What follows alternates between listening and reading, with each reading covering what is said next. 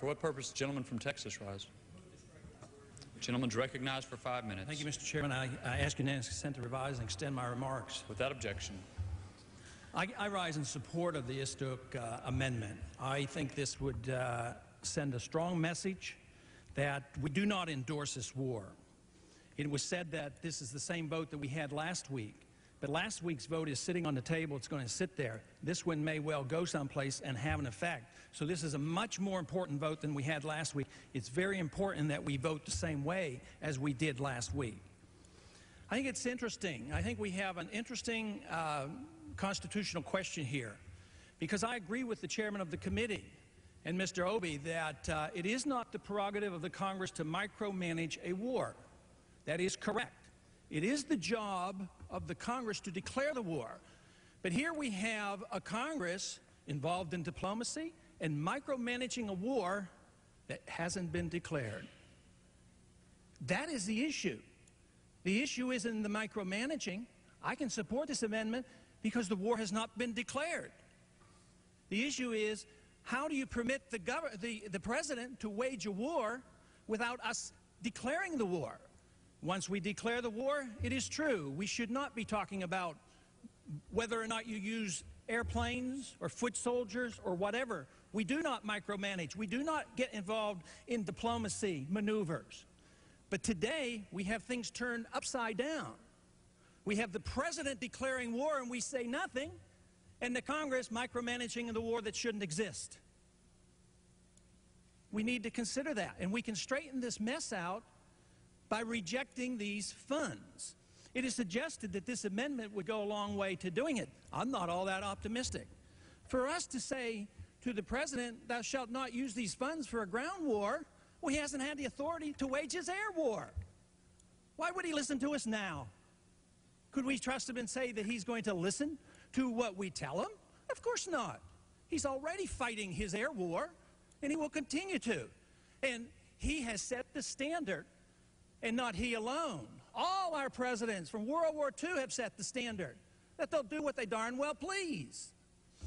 This is why I've been encouraged in the last couple of weeks that this debate has been going on, because it's an important debate. I have finally seen this Congress at least addressing the subject on whether or not they should take back the prerogatives of war and not allow it to remain in the hands of the president. This is very, very good. I have come to the House floor on numerous occasions since February, taking this position that we should not be involved. Matter of fact, we had a couple dozen, maybe 3 dozen members in this Congress who signed on a bill in February, a month or so before we even saw the bombs dropping in Yugoslavia. That would have prevented this whole mess if we would have stood up and assumed our responsibilities. It is said that we must move in now to help the refugees. Have you looked at the statistics? How many refugees did we have before the bombing started?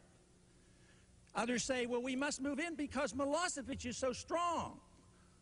Prior to the bombing, Milosevic was weak. You talk about unintended consequences. They're so numerous. What about the unintended consequence of supporting the KLA, who's supported by Osama bin Laden? How absurd can it get? You know, Osama bin Laden was our good friend because he was a freedom fighter in Afghanistan, and we gave him our weapons and supported him.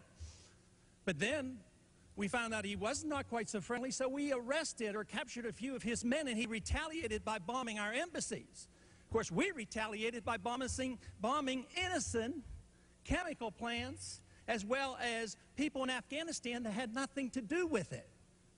So where are we now? We're back to supporting and working hard and just deliberating over, should we give weapons to the KLA? I mean, the whole thing is absurd.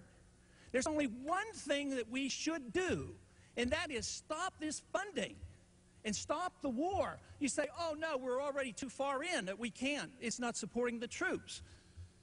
Well, who wants to come down here and challenge me and say that I don't support our troops? I support our troops. I've served in the military for 5 years. That is not a worthwhile challenge. We all support our troops. You say, well, no, they're in a quagmire and we have to help them. And this is the only way we can do it. So the president comes and asks us for $6 billion. And in Congress's infinite wisdom, we give him 13. And yet we don't declare war. This appropriation should be defeated. Time of the gentleman's